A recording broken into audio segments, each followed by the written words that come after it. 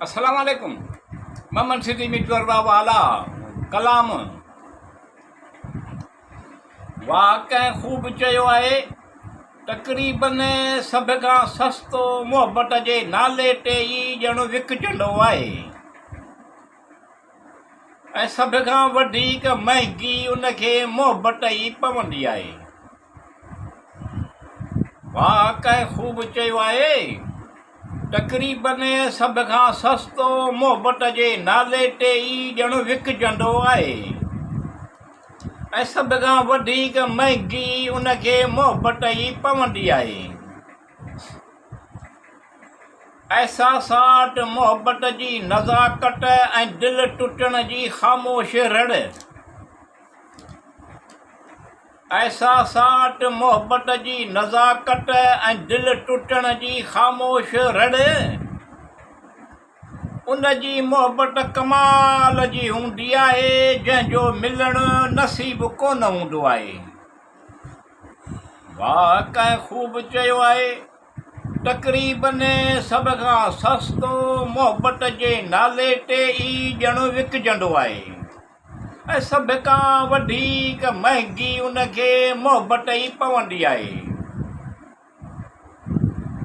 नज़ाकत एहसास जी लताफ़त ख़्याल जी गहराईअ जी झलक नुमायां। नज़ाकत एहसास जे लताफ़त ख़्याल जी गहराईअ जी झलक नुमायां। तस्कीन कैफ़ियत में मुब्तला ॾिसण में ईंदो आहे। वाक़ई ख़ूब चयो आहे। तक़रीबन सभ खां सस्तो मुहबत जे नाले ते ई ॼण विकिजंदो आहे ऐं सभ खां वधीक महांगी उनखे मुहबत ई पवंदी आहे। फ़िक्री इंकशाफ सोच जो मज़हर हिकु बेवसी ऐं उमेद हसीन बाटनी। फ़िक्री इंकशाफ सोच जो मज़हर हिकु बेवसी ऐं उमेद हसीन बाटनी। लिकल कशिश अंदरूनी जदोजहद वक़्ती माठ वारे माहौल में ॼण मुब्तला हूंदो आहे। वाक़ई ख़ूब चयो आहे।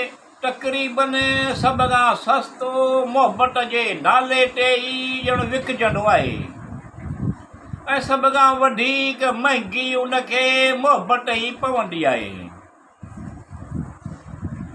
कंहिं शइ नुक़सानु कोन ॾिनो मूंखे सवाइ उन्हनि जे जंहिंखे आऊं सुञाणंदो हुउसि। कंहिं शइ नुक़सानु कोन ॾिनो मूंखे सवाइ उन्हनि जे जंहिंखे आऊं सुञाणंदो हुउसि। हुस्न अमल इख़लाक़ दिलि जी सदाकत माण्हुनि जी ख़्वाहिश जेको जंहिं वटि उन ते हुनखे गिला आहे। वाक़ई ख़ूब चयो आहे। तक़रीबन सभ खां सस्तो मुहबत जे नाले ते ई ॼण विकिजंदो आहे ऐं सभ खां वधीक महांगी उनखे मुहबत ई पवंदी आहे। ख़ुदा उन्हनि सभिनी अजनबियुनि खे अजुर अज़ीम सां नवाज़े जिन खे आऊं सुञाणंदो कोन हुउसि। ख़ुदा उन्हनि सभिनी अजनबियुनि खे अजुर अज़ीम सां नवाज़े जिन खे आऊं सुञाणंदो कोन हुउसि। गुल मिटो मां ख़ुशबू खणी पोइ खिलियो आहे। वाक़ई ख़ूब चयो आहे। तक़रीबन सभ खां सस्तो मुहबत जे नाले ते ई ॼण विकिजंदो आहे ऐं सभ खां वधीक महांगी उनखे मुहबत ई पवंदी आहे।